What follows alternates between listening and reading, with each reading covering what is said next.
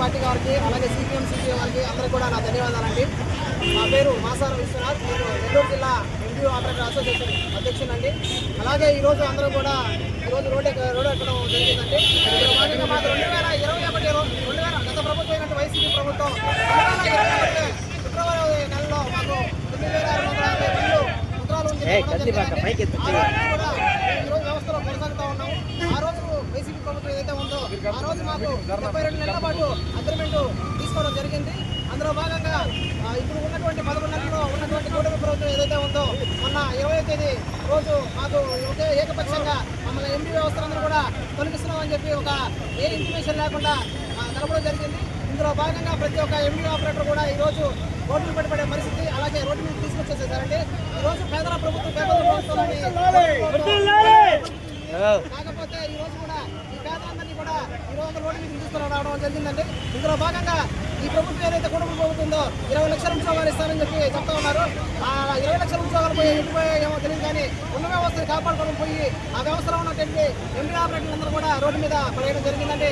ఈ రోజు మాకు బండ్లు ఇచ్చినప్పుడు 2021 కరోనా టైంలో ఉండిందండి. ఆ రోజు కూడా మేమందరూ ఎంపీ ఆపరేటర్లు అందరూ కూడా రెడ్ జోన్లో ఉండి మా కుటుంబాలందరూ కూడా వదులుకొని రోడ్డు మీదకి వచ్చి పనిచేయడం జరిగిందండి. అట్లాంటి వ్యవస్థను ఈ రోజు మీరు రోడ్డు మీద పడేయడం జరిగింది. ఇంకో విషయం ఏంటంటే దీనిలో అందరూ కూడా గమనించాలి, మేమందరం కూడా లాస్ట్ ఇయర్ సంబంధించి 4 జిల్లాల పాటు 1500 వెహికల్స్ అన్నీ కూడా మన వరదల కార్యక్రమాల్లో ఉపయోగించుకొని ఈరోజు దానికి సంబంధించిన ₹1 కూడా మాకు ఇవ్వకుండా, అదేవిధంగా ఐసీడీఎస్ కానీ ఎండిఎంకి సంబంధించి మేమందరం కూడా 2 సంవత్సరాల కాలంగా అందరికీ స్కూళ్ళకి అన్నిటికీ తోలిందండి. మాకు ₹1 కూడా కమిషన్ అనేది ఏమి ఇవ్వలేదండి. ఇందులో భాగంగా ఈరోజు నాదెళ్ల మనోహర్ గారు మాకేదో ఉచితంగా ఈ బండ్లని ఇచ్చేస్తామని చెప్పి చెప్పడం జరిగింది.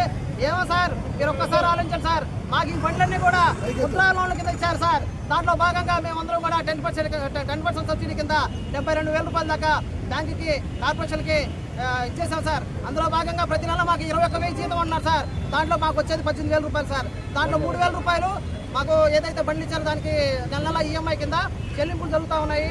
ఈ రోజు మాకేందో కూటమి ప్రభుత్వం ఊరికనే చేస్తామని చెప్పి ప్రజల్లో కూడా ఒక అపోహ వచ్చింది సార్. ఇవన్నీ మా సొంత బండ్లు సార్, ఇవన్నీ కూడా మా పేర్ల మీద ఉన్నాయి. ఈ రోజు ప్రభుత్వం మా మీద 72 నెలలు అగ్రిమెంట్ ఉండగానే మాకు ఇంకా 18 నెలలు ఇంకా టైం ఉండగానే మమ్మల్ని అందరూ కూడా ఈ రోజు రోడ్డు మీద తీసుకొచ్చారు సార్. ఇది దయచేసి ప్రతి ఒక్కరు కూడా ఆలోచించి మాకు న్యాయం చేస్తారని కోరుకుంటూ మళ్ళీ విధిలోకి తీసుకోవాలి. మేమందరం కూడా మా కుటుంబాలతో ఈ రోజు అందరూ రోడ్డు మీద పడిపోయాం. రేపు అనే రోజు ఖచ్చితంగా ఈ వ్యవస్థను కొనసాగించకపోతే మా కుటుంబాలతో పాటు మేమందరం కూడా పెద్ద ఎత్తున కలెక్టరేట్ ఎదురుగా నిరసన చేయాలని చెప్పి ప్రతి ఒక్కరికి తెలియపరుచుకుంటున్నాను. కొనసాగించాలి.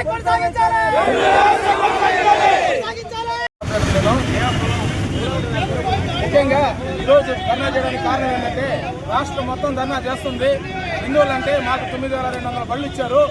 అదేవిధంగా హెల్పర్లు కూడా 9,200 మంది ఉన్నారు. దాదాపు 18,500 మంది దీని మీద పడుతున్నాము.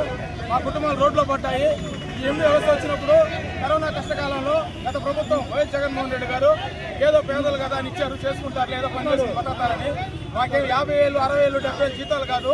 మాకు వచ్చేది కేవలం ₹18,000. అంటే 21,000 గవర్నమెంట్ వైట్గా ఇస్తుంటే దాంట్లో ₹3,000 లోన్గా కట్ అవుతుంది. ₹18,000 మా చేతికి వస్తాయి. ఆ 18,000లో మేము హెల్పర్కి ఇచ్చుకోవాలి. మా కష్టాలు మాకున్నాయి. హెల్పర్కి ₹10,000 దాకా ఖర్చు అవుతుంది, పెట్రోల్ ఖర్చు అవుతుంది. అన్ని ఖర్చులు పోగా మా మిగిలిన కేవలం ₹6,000. దాదాపు 4.5 సంవత్సరం 6,000 కోసం మేము పనిచేసాము. మా బాధ ఏంటంటే 6,000 కోసం చేసామా 10,000 కోసం చేసామా ఇంకా కాదు. మాకు గౌరవంగా మాకు ప్రజల్లో ఒక ఇల్లు ఉంటుందని దానికోసం చేసాము. ఏదో బండి ఇచ్చేస్తాము, మీ బండి మీకు ఇచ్చేస్తాము, మీరే చేసుకో. ఆ బండి ఏం చేసుకోవాలి సార్? పెట్రోల్ బళ్ళు, మైలేజ్ రావు, కనీసం ఒక ఎన్ఓసీ లెటర్ కూడా ఇవ్వలేదు మాకు. అర్ధరాత్రి క్యాబినెట్ మీటింగ్ తీర్మానం చేసి మా బళ్ళు మా రోడ్లో వేశారు. ఆ బళ్ళు తీసుకెళ్ళి మేము యాడ్ చేసుకోవాలా, ఏం పని చేసుకోవాలా, అది కూడా మీరే చెప్పాలి కదా సార్. నాదెళ్ల మనోహర్ గారు మీరే చెప్పాలి కదా, ఇది కూడా మీరే చెప్పాలి కదా, ఏం చేసుకుని బతకాలనేది. బళ్ళు ఇచ్చేసాం. బళ్ళు ఎందుకు ఇచ్చారు? అది ముద్రా లోన్ కింద సెంట్రల్ గవర్నమెంట్ ఊరికి ఇచ్చిన బళ్ళు. దానికి ప్రతి నెల 3,000 కడతా ఉన్నాం. 10% డబ్బులు కట్టాం. మా సోదరు చెప్పినట్టు, మా విశ్వాస చెప్పినట్టు 10% ₹70,000 డబ్బులు కట్టాం. అన్నీ మేము కష్టకాలంలో మేము కట్టుకుంటా చేసుకుంటా మా బాధలు మేము పడతా ఉంటే మా కొట్టాల్సిన అవసరం ఏముంది? మేమేమన్నా ప్రభుత్వం పని చేయమన్నామా? 2 సంవత్సరాల నుంచి ఐసీడీఎస్ బియ్యం కానీ అంగన్వాడీ స్కూళ్ళ బియ్యం కానీ అన్ని తోలుతాను. ₹1 అడగల. మన రూరల్ డీటీ సార్ మీటింగ్ పెట్టి అడిగారు, ఏమయ్యా మీకైనా న్యాయం జరుగుతుందంటే, లేదు సార్ మాకు ఐసీడీఎస్కి ఎండిఎండి బియ్యానికి ₹1 రావట్లేదు, ఊరికనే చేస్తున్నారు, 2 సంవత్సరాల నుంచి ఇస్తా ఉంటున్నారు. దాన్ని కూడా మాట్లాడతామయ్యా డిఎస్ ఆఫీసులో అన్నారు. కానీ ఇంతవరకు ఏం కావాలా? మాట్లాడుతూ ఉన్నారే కానీ ఏం మాట్లాడారు?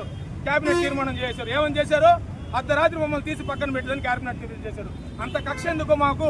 ఈ ప్రభుత్వం మా మీద ఎందుకు కక్ష సాధిస్తుంది? అది మాకు తెలియాలి. వెంటనే మమ్మల్ని నిధుల్లో తీసుకోవాలి. ఎందుకు నిధుల్లో తీసుకోవాలి మేము డిమాండ్ చేస్తున్నాం అంటే, మాకు ఇంకా 19 నెలల కాలం సమయం ఉంది. 2027 జనవరి దాకా ఉంది మాకు. 2027 జనవరి తర్వాత ఫిబ్రవరి తర్వాత మీరు నిర్ణయం తీసుకుంటే మేము అడిగేవాళ్ళం కాదు. మీరు చేసిన ఈ పొరపాటు పని కాదు, మా కడుపులు కొట్టడం ఇది చాలా పెద్ద తప్పు. ఇది దీన్ని పూర్తి ఖండిస్తున్నాం, రాష్ట్ర వ్యాప్తంగా ఖండిస్తాం. కల్పించాలి.